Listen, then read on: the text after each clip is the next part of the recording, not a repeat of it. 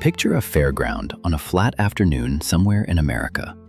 The grass is worn down to dirt where the people stand, and there is the smell of horses and fried dough and dust kicked up by a small, restless crowd.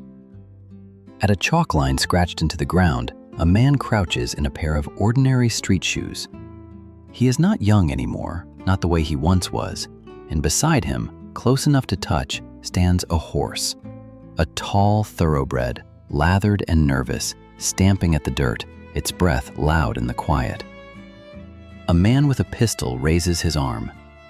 Now hold that picture for a moment and let me set another one beside it. 4 years earlier, a different country, a stadium in Berlin, packed with 110,000 people, and every one of them on their feet, roaring a name until it stops sounding like a name at all. Around this same man's neck hang 4 gold medals. 4 in a single week, a thing no American had ever done. Newspapers across the world are calling him the man who beat Hitler. For this one moment, he is the most famous athlete alive. And 4 years later, he is racing a horse at a county fair to feed his family.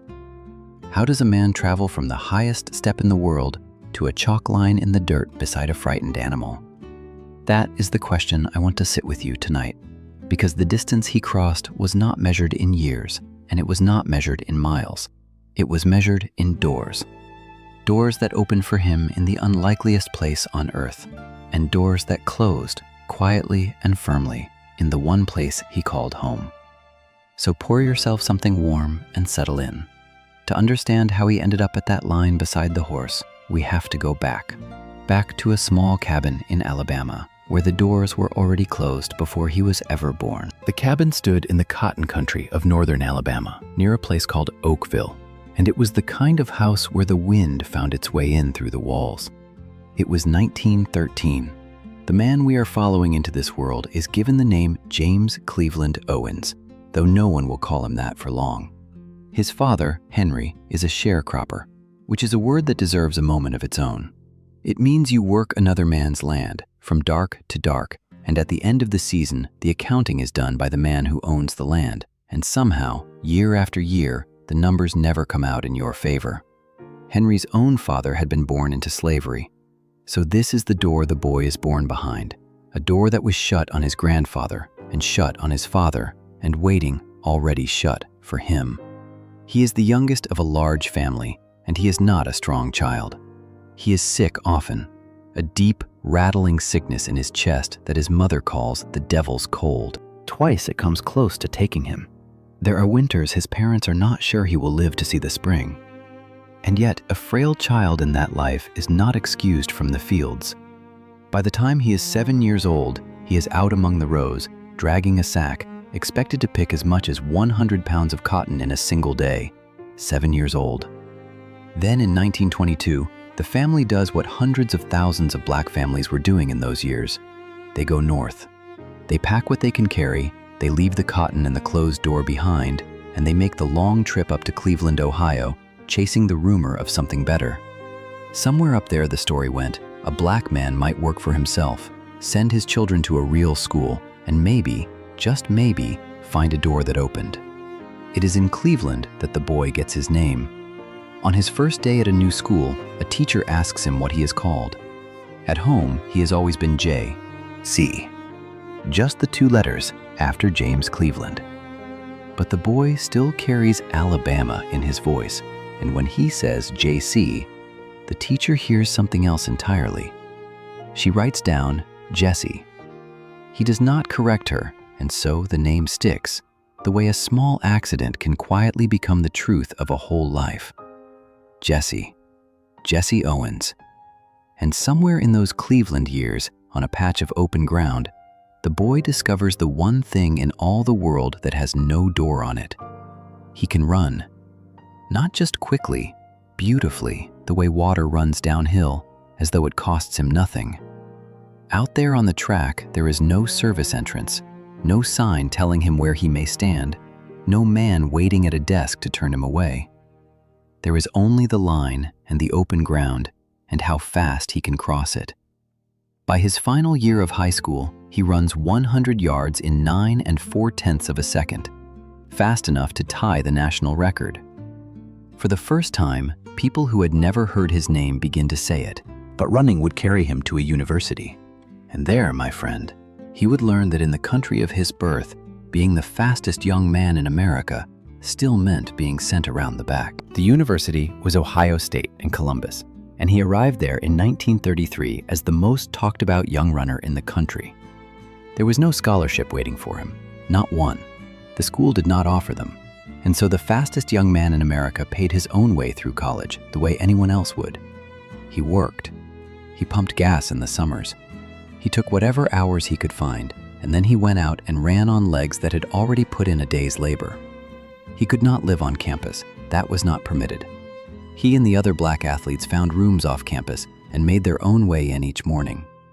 When the team traveled, he ate where black men were allowed to eat, or he carried his food out in a paper sack while his teammates sat down inside. He slept where black men were allowed to sleep, and sometimes a white hotel would agree to take him, on conditions. He could come in, but not through the front. He could go up, but not in the elevator, the back door, and the stairs. Sit with that a moment. The finest athlete that university would ever produce, a young man whose name was already running in newspapers from coast to coast, walking around the side of a building in the dark to find the service door and climbing the stairs to his room. His coach was a man named Larry Snyder, and in the spring of 1935, Snyder had a problem. Days before the conference championships, his young star took a fall. The story of exactly how has been told more than one way, and hurt his back badly. On the morning of the meet, they had to help him in and out of the car. He could barely bend far enough to touch his own knees. He soaked in a hot bath for half an hour just to loosen himself enough to walk. Snyder wanted to pull him out entirely. They finally agreed on a compromise. He would go one event at a time, and they would decide as they went. It was the 25th of May, 1935, at Ferry Field in Ann Arbor, Michigan. 10,000 people in the stands. At 3:15, he ran 100 yards in 9 4/10 of a second and tied the world record. 10 minutes later, he took a single jump, one, the only one he would take all day, and landed 26 feet 8 1/4 inches from where he left the board. He broke the world record by more than half a foot. That mark would stand for a quarter of a century. 9 minutes after that, he ran the 220-yard dash in 20 3/10 of a second, world record. And then he ran the low hurdles over the same distance in 22 6/10 of a second, world record again, and the first man ever to run it under 23 seconds. 4 world records, 3/4 of an hour. A man who that morning could not bend down to touch his knees. Nobody in any sport in the 90 years since has done anything like it. He would leave Ohio State with 8 individual national collegiate championships, 4 in each of 2 seasons. And in the middle of all of it, on the 5th of July, 1935, he married Minnie Ruth Solomon in Cleveland, a girl he had known since they were children in junior high school. Their daughter Gloria had been born in 1932. There was one more door ahead of him, and when it would open in the last place on earth anyone would have expected. He arrived in Berlin in the summer of 1936, and the whole thing had been built as a stage. Adolf Hitler had spent enormously on those games. A new stadium, new pageantry, the flags and the torches, all the machinery of a country announcing itself to the world. And the announcement was simple. There is a master race. It lives here. Watch it prove itself in front of 100,000 witnesses. 18 black athletes had come over on the American team, and the German press had opinions about them that I will not trouble you with tonight. Then the sharecropper's son from Oakville, Alabama, walked out onto the track. On the 3rd of August, he won the 100 meters, beating his own teammate Ralph Metcalfe. The next day, the long jump. The day after that, the 200 meters. And on the 9th, running the first leg of the relay, his 4th. 4 gold medals in 7 days. No American in track and field had ever done it at a single Games, and no one would do it again for 48 years. until Carl Lewis in 1984. But here is the part of Berlin that almost nobody tells you. They cheered him. 110,000 Germans in that stadium, chanting his name until it rolled around the bowl like weather. Ordinary people stopped him in the street afterward and asked him to sign things for them. And he stayed in the same hotels as the white athletes on his own team. He ate in the same rooms. He walked in through the same entrance they did. Think about what that means, my friend. In the capital of the Third Reich, in the summer of 1936, a black man from Alabama walked in the front door. There is one more story from those days, and it is the one everyone knows, so let me tell you carefully where it comes from. In the long jump qualifying, he fouled, and fouled again, and had one attempt left to make the final. The story goes that his German rival, a tall, blonde athlete named Luz Long, a man built to look like everything the Nazi state was selling, came over and quietly told him to move his takeoff mark back a foot to play it safe, and that Owens did and qualified and then beat him for the gold. That story has been told so many times and grown so much in the telling that no honest person can hand it to you as fact. What is documented is this. The two men were photographed together, arm in arm, in front of a stadium built to say they were not equal. The friendship was real, and Owens spoke of it warmly for the rest of his life. And what about Hitler? You have heard that he stormed out rather than shake a black man's hand. That is not what happened, and the truth is stranger. On the first day of competition, Hitler congratulated the German winners in his box, in front of the whole stadium. That evening, before an American high jumper named Cornelius Johnson, also a black man, could be decorated, Hitler left. His people said he had a scheduled appointment. Nobody believed it. The head of the Olympic Committee went to him and delivered an ultimatum. Congratulate every winner or congratulate none of them. Hitler chose none. So by the time Owens won his first gold the following afternoon, no medalist of any country was being received. Owens himself said he was not snubbed. He said Hitler had a set time to leave, that he passed near the box on his way to a broadcast, and that Hitler waved to him and he waved back. He said he thought it was in poor taste to criticize the man of the hour in another man's country. In later years, he told it more than one way, and I will not pretend he did not. But that was his account at the time. The world went home calling him the man who beat Hitler. And then he sailed back to the country he had won it all for, where they threw him a parade down Broadway, with the paper falling like snow, and then sent him up to his own reception in the freight elevator. They gave him a parade. That much they gave him. The cars came up Broadway with the ticker tape falling out of the office windows like snow, and people stood 4 deep along the curb to see the fastest man alive. That same trip, on his first night back in New York, he and Ruth could not find anywhere to sleep. They went from hotel to hotel.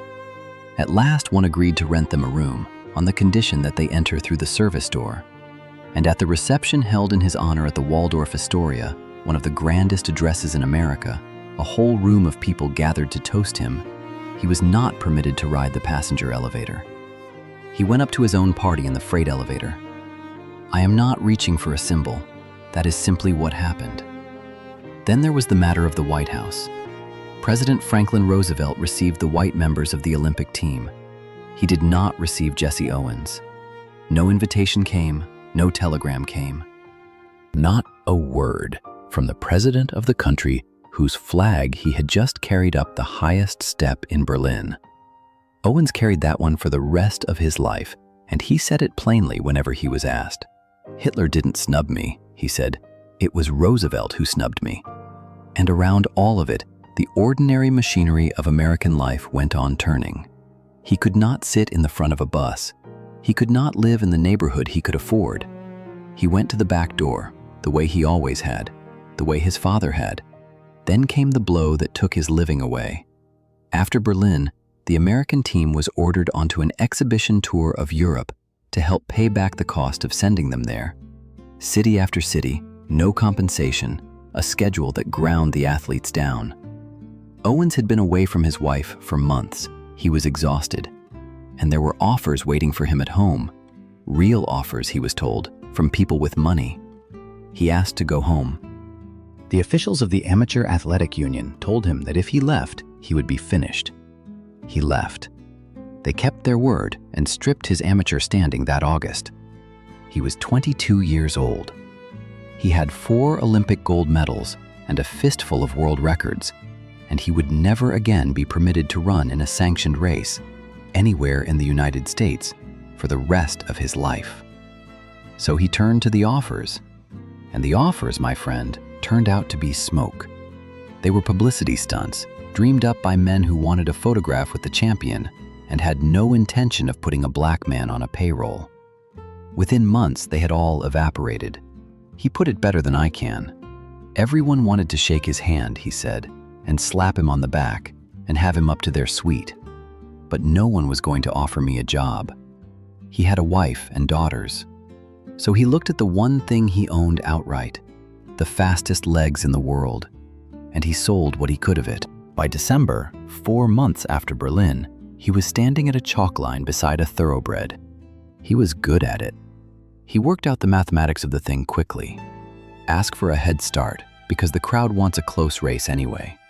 And choose your horse carefully. Take the nervous ones, the high-strung ones, because when the starter fires the pistol, the horse flinches and loses a half-second gathering itself. And over 100 yards, a half-second is a lifetime. He would be gone before the animal ever reached full stride. He raced them at fairgrounds and ballparks in one town after another. He raced dogs, he raced motorcycles, he raced automobiles. People told him it was beneath him, an Olympic champion running against livestock for a gate cut. He heard that his whole life, and he had an answer ready. And the answer has outlived nearly everything else he ever said. He said he had 4 gold medals, but you can't eat 4 gold medals. He tried other things. He opened a dry cleaning business, and it failed. By about 1939, 3 years after the greatest week any American athlete had ever had, he filed for bankruptcy. For a time, he fronted a band for the great dancer Bill Robinson, the man they called Bojangles, working the black nightclub circuit. He put together traveling basketball and softball teams and took them out on the road. In 1946, he became the owner of a Negro League baseball club up in Portland, and to bring the crowds through the gate, he would go out between innings and race a horse across the outfield grass. Understand what that is. That is a man in his 30s, the best athlete of his generation, out on the grass in front of his own ball club, doing the trick one more time so the people will come back next Saturday. So now you know the man at the fairground, the one crouched in his street shoes at a line scratched in the dirt, with a nervous animal breathing beside him, and a man with a pistol raising his arm. That is him. That is the same body that crossed the finish in Berlin while 110,000 people screamed a name they had only just learned. 4 years. That is all it took. And here is the thing I keep turning over.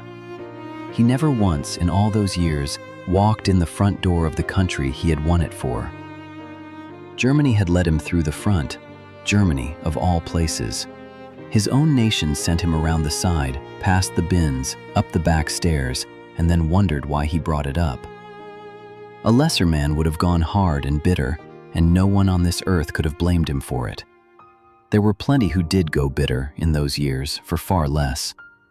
He did something else instead. Slowly, with the same patient engine that had carried him around that track in Ann Arbor, he began to build the life the back door had been built to keep from him. It did not come in one piece, and it did not come quickly. It came the way most hard-won lives come. A job, then a better one, then a room where people listened when he spoke. A friend got him in at the Ford Motor Company in Detroit during the war years, and he stayed on and rose there, eventually running personnel for the company's black employees and later working in public relations. It was steady. It was a paycheck that arrived whether or not there was a fairground willing to book him. In 1949, he moved his family to Chicago, and it was there that the second half of his life really found its shape. He took up work with the South Side Boys Club, among boys who were living the way he had lived in Cleveland, poor, watched with suspicion, nobody expecting much. And he discovered something about himself that all the medals had never told him. He could hold a room. That voice, that easy warmth, the way he could stand in front of 200 restless kids and make each one feel personally spoken to. He began speaking anywhere they would have him, to black audiences and white ones alike. And after a while, people began paying him to do it. Think about what he was actually doing in those rooms. He was not selling the medals. He was standing in front of boys who had already learned that certain doors were not for them and telling them, without ever quite saying it, that a closed door is not a verdict on the person standing outside it. The country began to notice him again. He served as secretary of the Illinois State Athletic Commission, and in 1956, President Eisenhower sent him to the Olympic Games in Melbourne as his personal goodwill ambassador. The same government that had not sent him a telegram in 1936, now sending him halfway around the world to represent it. There would be more trips after that, to India, to East Asia, an American face in rooms where America wanted to be liked. He never made a fortune, but he made a living, and then a good one. He and Ruth raised their 3 daughters, Gloria and Beverly and Marlene, in a comfortable house. One of them would say later that they lived well, that they did not want for much. And in the same breath, that like so many black men of that era, her father struggled to provide. Both of those things are true at once. That is the honest shape of it. This was not a man who died broke and forgotten, and I will not tell you he was.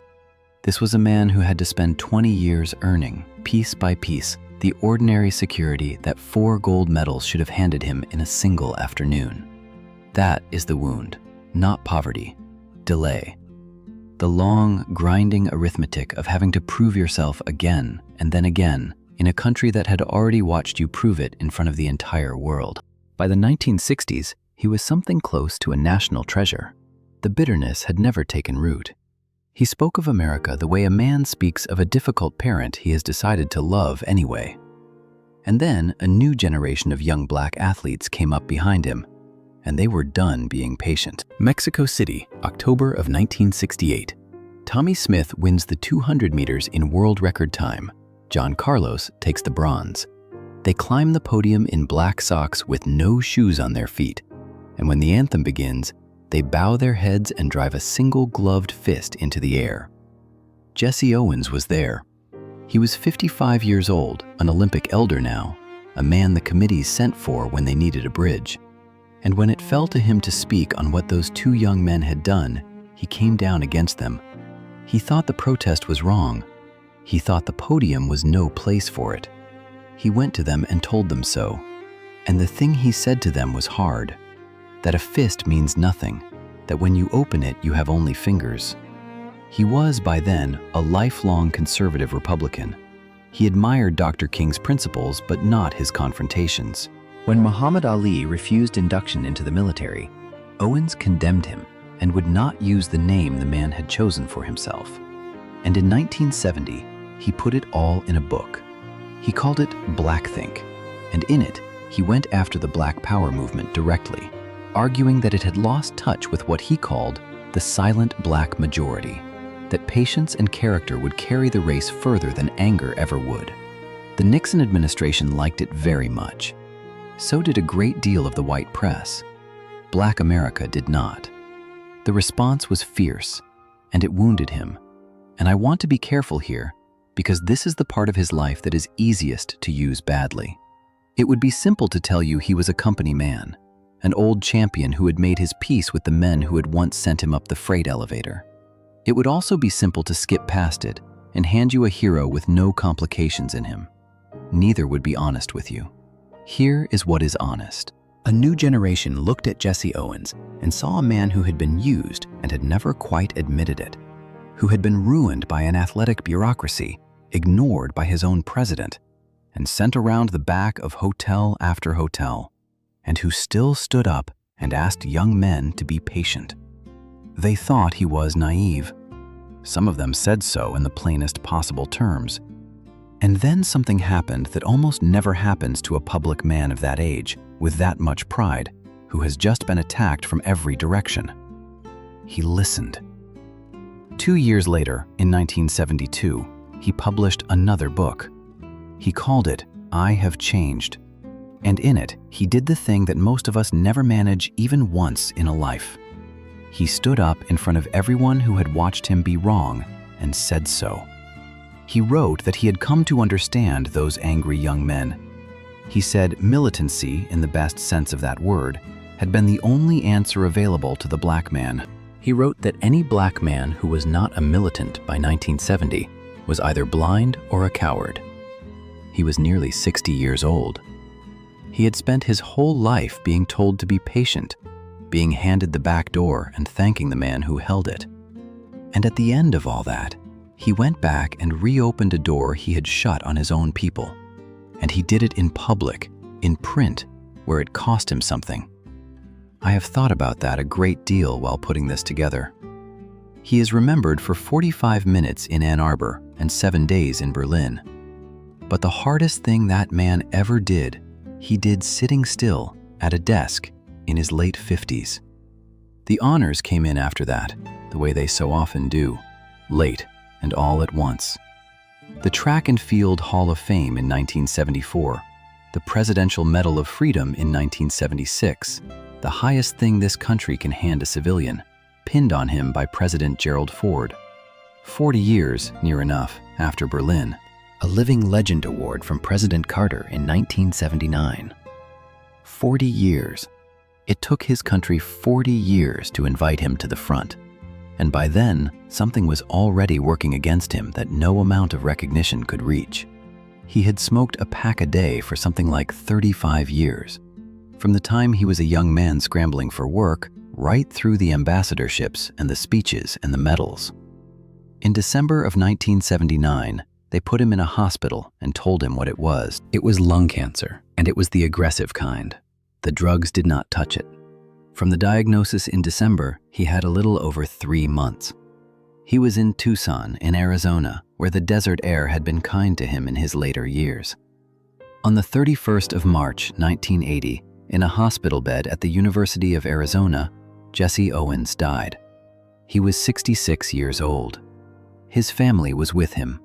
Ruth was there, Minnie Ruth Solomon, the girl from junior high school in Cleveland, who had married him in her parents' living room in 1935 and had been beside him for 44 years. She had been there for Berlin. She had been there for the hotel in New York that made them use the service door. She had been there through the horse races and the failed dry cleaning shop and the bankruptcy, and through the long climb back, and through the books and the medals and the invitations that came so late. She was there at the end of it. They took him home to Chicago and buried him at Oak Woods Cemetery, near where his children and their families lived. The papers ran him on the front page. The fastest man in the world, they said, and the man who beat Hitler. And all the old lines came out again, the way they do. He had gone through the back door his entire life, and now the doors he had been kept from were about to swing open, wider than he ever lived to see. 4 years after he died, the city of Berlin renamed a street for him. Think about that. The city that had built a stadium to prove he was something less than a man, and then stood up and chanted his name anyway, put that name on a sign and left it standing. At home, it took a little longer. In 1990, 10 years after they buried him in Chicago, the United States awarded Jesse Owens the Congressional Gold Medal. 10 years. Which means that when this country finally stood up in its highest chamber and honored him the way it should have honored him in 1936, he was not in the room. Somebody else had to stand there in his place and accept it on his behalf. That is the whole story in a single image, my friend. The front door opened at last, and he was not on the other side of it because he had been gone a decade by then. But it stayed open. That is the part I would ask you to sit with tonight. It opened late, and it opened too late for him, and it stayed open for everyone who came behind him. He was right about the medals. You cannot eat them. 4 of them fed no one in that house on the hard days, so I have come to think that the medals were the smallest thing he ever won. What he won was harder to hold and harder to take away.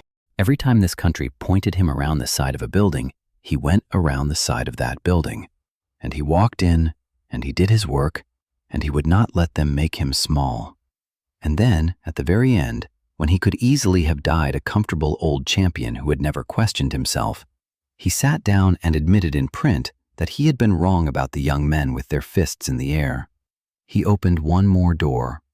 That one was inside him, and it was probably the heaviest one he ever pushed. So go back with me to that fairground.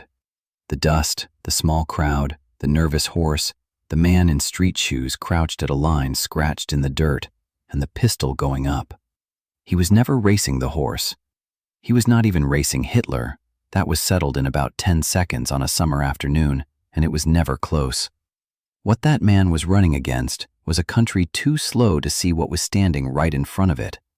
That is a long race. Longer than 100 yards. Longer, as it turned out, than his own life. He ran it anyway.